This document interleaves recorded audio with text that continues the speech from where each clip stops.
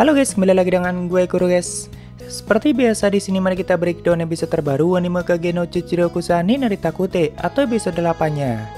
Dan sekalian gue akan jelasin scene mana aja yang kena skip dan juga berbeda dengan light novelnya. Oke, langsung aja kita masuk ke pembahasannya.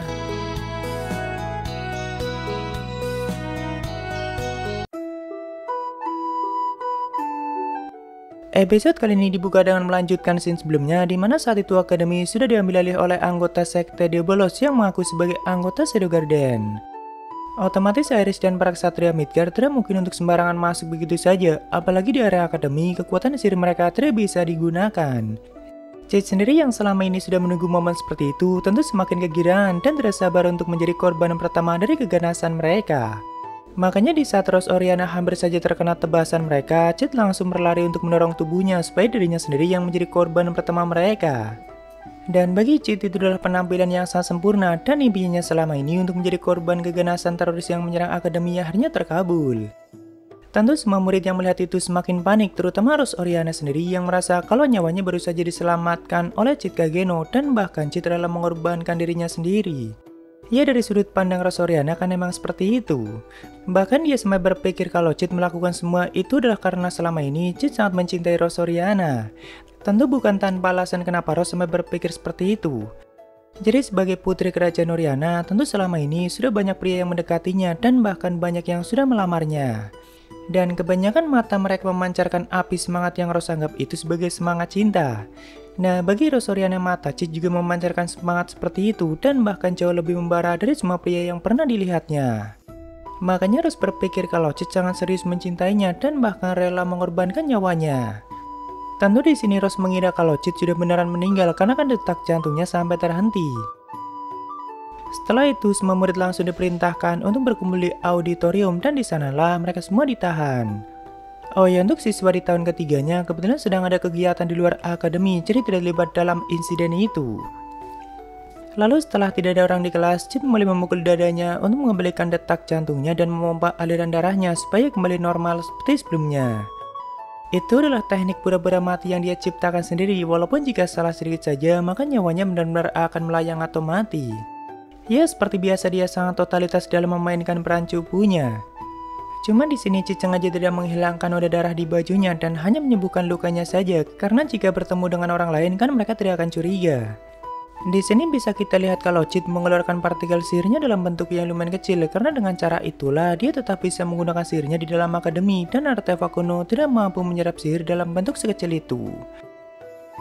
Sementara di tempat lain seri yang sedang fokus meneliti artefak kuno benar-benar mengabaikan situasi di luar karena saking fokusnya. Sampai akhirnya si anak pertama atau Rex menerobos masuk lewat jendela dan barulah seri menyadari kalau situasinya sedang tidak baik-baik saja. Di sini Rex bilang dirinya hanya ditugaskan untuk mengambil artefak kuno dan setelah itu dia boleh mengamuk sesuka hati. Tapi untungnya saat itu Seri langsung sigap untuk mengambil artefaknya dan tak lama kemudian Glenn dan juga Marco juga langsung datang ke ruangan itu dan langsung meminta Seri untuk melarikan diri. Walaupun tidak butuh waktu lama bagi Rex untuk menghabisi Glenn dan juga Marco karena memang mereka berdua bertarung tidak menggunakan kekuatan sihir dan tidak mungkin bagi mereka untuk menghentikan Rex yang disebut sebagai anak bernama dan juga anak pertama Diabolos. Lalu dari atap bangunan yang cukup tinggi, Cid mulai mengamati situasinya. Bagi dia situasi kali ini sangat sempurna dan juga sesuai dengan alur yang dia harapkan. Jadi nantinya di saat malam tiba dan situasinya sudah mencapai klimaksnya, barulah Shadow akan menunjukkan diri dan terlibat dengan semua itu. Cuma bagi Cid para penjahat itu tidak punya selera estetika sama sekali. Karena bisa-bisanya mereka menggunakan jubah hitam seperti Shadow di siang bolong dan itu sama sekali tidak kelihatan indah.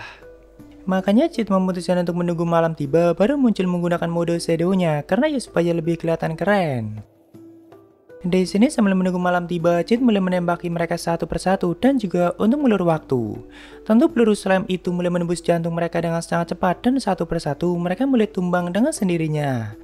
Namun di saat yang bersamaan Cid juga melihat Seri yang sedang berlari sambil membawa artefak kuno. Cid pun memutuskan untuk membantunya dan membantai semua orang yang berusaha mengejar atau menghalangi jalan Seri. Karena naluri Cid mengatakan kalau Seri lah yang merupakan karakter utama dalam masalah kali ini dan punya peran yang sangat penting untuk mencapai klimaks ceritanya. Jadi sembari mengikutinya dari belakang, Cid menyingkirkan semua orang yang menghalangi jalan Seri tanpa Seri sadari. Bahkan Seri sampai bingung sendiri karena semua penjahat yang dilihatnya langsung menghilang begitu saja dan dirinya masih aman-aman saja. Padahal cara Seri berjalan sangat mencolok dan sandal yang dia gunakan bahkan punya bunyi yang cukup keras. Tapi akhirnya di saat sedang mengendap-endap sambil menaiki tangga, Seri sempat terpleset dan akhirnya Cid menangkapnya dari belakang sekaligus artefak yang hampir dia jatuhkan. Lalu mereka berdua sampai di ruangan wakil kepala sekolah Lutheran walaupun Lutherannya tidak ada di ruangan itu. Tapi Seri menuju ruangan itu memang berniat mengambil dokumen tentang satu artefak kuno yang kata Seri, artefak mata itulah yang saat ini digunakan untuk menyegel kekuatan sihir di akademi. Jadi menurut Seri artefak mata keserakahan itu tidak hanya menyegel kekuatan sihir di sekitarnya tapi juga menyerapnya.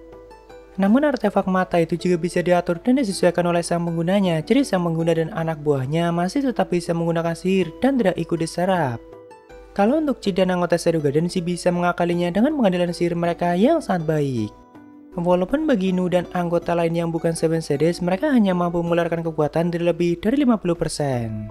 Cuma masalahnya artefak mata keserakahan itu punya batasannya sendiri, atau simpelnya semakin banyak sihir yang dia serap, maka semakin cepat juga mencapai batasnya. Dan jika dia sudah mencapai batasnya, maka artefak itu akan melepaskan kekuatannya secara bersamaan, dan tentu itu akan menghasilkan ledakan yang sangat dahsyat. Harusnya artefak mata itu sudah Lutheran serahkan pada pihak negara karena terlalu berbahaya, tapi entah bagaimana benda itu malah digunakan di penyerangan akademi. Namun Seri juga sudah menemukan cara untuk menghentikannya, yaitu dengan artefak kuno yang sedang ditelitinya. Jadi simpelnya artefak yang sedang diteliti Seri itu memungkinkan artefak mata untuk menyimpan sihir jauh lebih lama dan bahkan bisa menonaktifkannya untuk sementara. Karena memang keduanya seperti satu paket dan punya fungsi lain jika keduanya digabungkan. Jadi nantinya Seri berniat menggunakan lorong bawah tanah yang menghubungkan antara ruang Lutheran dengan auditorium untuk mendekatkan kedua artefak itu. Karena jika keduanya berdekatan maka artefak mata akan berhenti menyerap sihir dengan sendirinya walaupun Seri masih perlu memprogram artefak yang sedang ditelitinya. Nah, kebetulan alat dan bahan yang dia butuhkan ada di ruang penelitian dia sebelumnya. Jadi Cid memutuskan untuk mengambilnya sendiri sekaligus buang air kecil kata dia. Tapi sebenarnya Cid memang sudah merasakan kalau ada beberapa anggota sekte yang mulai bergerak atau mencari keberadaan Seri. Kalau di light novelnya Seri sempat menunjukkan cara untuk memasuki ruangan bawah tanah dari ruangan itu. Karena dia juga ingin memastikan apakah ayahnya sudah melarikan diri lewat jalur itu atau tidak. Tapi ternyata setelah dibuka tidak ada jejak baru sama sekali dan tangganya masih dipenuhi dengan debu. Jadi ya Seri hanya bisa berharap kalau ayahnya akan baik-baik saja sampai dirinya berhasil melemparkan artefak itu ke auditorium. Soalnya Seri merasa sudah menjadi tugasnya kali ini untuk menyelamatkan ayah angkatnya dan sekaligus untuk membalas kebaikannya selama ini. Seri juga menceritakan kalau dulunya Lutheran itu pernah membantu ibu Seri dalam penelitiannya. Bahkan setelah ibunya meninggal, Lutheran masih terus merawat Seri dan menganggapnya seperti anaknya sendiri. Makanya ada banyak dokumen penting di ruangan itu yang berkaitan dengan artefak kuno karena memang ibu Seri pernah menelitinya. Lalu Shin pun berpindah ke ruang auditorium dan saat itu Rex sedang melaporkan tugasnya ke pria dengan kostum misterius atau kita sebut saja sebagai Tuan Gon. Awalnya Rex seperti meremehkan perintah yang diberikan olehnya, namun begitu Gon mengintimidasinya, Rex pun langsung kelihatan panik dan segera pergi dari tempat itu untuk merebut artefak kuno di tangan Seri. Dia juga sempat melaporkan kalau ada beberapa anggota yang sudah kena bantai dan kemungkinan semua itu dilakukan oleh anggota Shadow Garden yang mulai bergerak. Namun bagi Tuan Gon hal itu sama sekali tidak masalah dan tidak ada yang perlu dikhawatirkan. Lalu di sini Tuan Gon juga mengatakan dirinya akan segera kembali menduduki posisi 12 kursi yang berarti dia sudah pernah menduduki posisi itu. Saat itu di saat Rex dan anggota sekte lain sedang menuju tempatnya Seri, mereka diserang oleh Cid dengan kecepatan yang luar biasa. Bahkan mata Rex tidak bisa mengikuti gerakan Cid yang sangat cepat. Cuma sekilas Rex bisa melihat kalau ada noda darah di baju Cid, makanya dia berpikir kalau bocah yang menyerangnya sedang menggunakan bantuan kekuatan dari artefak kuno dan Rex yakin kalau bocah itu sampai memaksakan dirinya. Jadi sebenarnya di saat Rex menerima serangan Cid beberapa kali, dia masih yakin kalau dirinya punya peluang besar untuk menang. Karena tidak mungkin bocah itu mampu menahan kekuatan dari artefak kuno selamanya dan pasti tubuhnya akan mencapai batasnya. Sampai akhirnya Rex terlempar ke sebuah ruangan dan ruangan itu banyak sekali mayat anggota sekte yang sudah kena bantai. Apalagi mereka semua bukan anggota yang lemah, tapi merupakan anak pertama yang kekuatannya hampir setara dengan Rex sendiri. Tapi Rex telat untuk menyadari kalau lawan yang sedang dia hadapi tidak akan pernah mencapai batasnya dan sama sekali tidak menggunakan bantuan artefak kuno. Jadi dengan satu serangan terakhir tubuh Rex sampai tercabik-cabik dan akhirnya mati dengan sangat mengenaskan. Lalu Shin pun berpindah ke ruang penelitian seri sebelumnya dan di situ sudah ada Nu yang sedang memperhatikan dua kesatria yang sudah dikalahkan oleh Rex sebelumnya. Glenn sendiri yang dianggap sebagai salah satu kesatria terkuat Midgar sudah mati, namun untuk yang satunya yaitu Marco yang dulunya adalah tunangan Nu masih bertahan hidup walaupun dia sudah tersadarkan diri. Sebenarnya Nu sendiri sama sekali tidak membenci Marco dan juga tidak ada perasaan apapun padanya. Tapi jika semisal kehidupan Nu berjalan dengan baik dan tidak mengalami gejala kerasukan, Nu juga sama sekali tidak keberatan jika harus menikah dengannya. Karena memang Marco adalah pria yang baik dan bahkan kabarnya di masa depan nanti Marco akan menjadi komandan kesatria dan menggantikan komandan yang sudah tua. Jadi di light novelnya Nu sempat mengatakan dalam hati, semakin kita melupakan kenangan masa lalu, maka semakin kenangan itu melekat dalam diri kita. Lalu tak lama kemudian Chit pun sampai di ruangan itu dan karena sudah menjadi kebiasaan Chit untuk menghilangkan hawa keberadaannya, makanya Nu sampai kaget dan tidak menyadari kedatangannya. Begitu ditanya, Nu pun langsung menceritakan tentang pertunangannya dengan Marco. Setelah itu Nu melaporkan pergerakan anggota Shadow Garden dan mereka semua sudah siap untuk menerima perintah apapun dari Chit. Cuma kebetulan waktu itu di antara Seven Shades hanya ada Gamma yang sedang di kota Midgar. Sedangkan dalam hal pertarungan Gamma sama sekali tidak bisa diandalkan, walaupun dia masih ahli dalam menyusun rencana dan memberikan komando untuk anggota baru yang siap untuk membantu Chit dalam masalah kali ini. Di sini Chit meminta Nu untuk membantu mencari bahan-bahan dan alat yang dibutuhkan oleh seri untuk memprogram artefak kuno. Lalu Nu yang penasaran bertanya kenapa Chit sampai mengumpulkan semua bahan-bahan itu. Chit pun menjelaskan yang sebenarnya kalau semua bahan itu bakal dia gunakan untuk memprogram artefak kuno, dan Chit juga menjelaskan mengenai cara kerja artefak mata keserakahan, tapi Chit tidak mengatakan kalau serilah yang bakal memprogramnya. Tentu Nu langsung berpikir secara berlebihan mengenai kehebatan tuanya, dan karena Chit mengatakan akan segera menyelesaikannya di saat malam tiba, maka di saat itulah Nu dan anggota Shadow Garden lainnya akan mulai bergerak dan memasuki akademi. Setelah Chit pergi di sini, Nu kembali memperhatikan Marco dan memastikan apakah dia sudah sadar dan sempat mendengar percakapan mereka.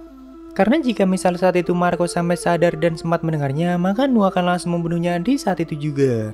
Makanya di sini Nu sempat ngomong nyaris saja kau terbunuh. Karena untungnya Marco tak sadarkan diri dan tidak mungkin mendengar percakapan mereka. Lalu episode ini pun ditutup dengan situasi di akademi yang semakin memanas. Para anggota Shadow Garden di bawah komando Gamma juga sudah siap untuk menyerang, sedangkan seri juga hampir selesai memprogram artefak kunonya. Jadi sudah pasti di episode selanjutnya, insiden di akademi akan mencapai klimaksnya dan waktunya bagi Shadow untuk tampil keren. Oke, waktunya Saveria. Ada dari penggemar Kage no Chichiryokusa, Bang, bikin pembahasan apapun tentang Kage no Chichiryokusa dong. Oke, pasti. Sebenarnya gue udah bikin beberapa skrip pembahasan mengenai anggota Shadow Garden, cuma karena kemarin gue sempat demam, jadi ya belum sempat buat record dan ngeditnya. Tapi ini udah agak mendingan sih, thank you mas buat sabarannya. Lalu dari yang mau aja, apakah selama ini Chit merupakan perwujudan dari outdoor? Ya banyak yang ngomong gitu sih, dan gue juga berpikirnya seperti itu. Pokoknya apapun yang keluar dari mulut Chit atau hal-hal ini bayangkan pasti akan menjadi kenyataan, kecuali satu yaitu uang atau harta. Nanti deh kita bahas juga mengenai hal itu, thank you bro. Oke, itu semua dari Saveria, makasih yang udah donasi, dan mungkin segitu aja untuk pembahasan kali ini. Dan jika ada kesalahan gue minta maaf, atau kalian bisa koreksi aja di bawah. Thank you yang udah mampir, sampai ketemu di video lainnya, salam guru guys.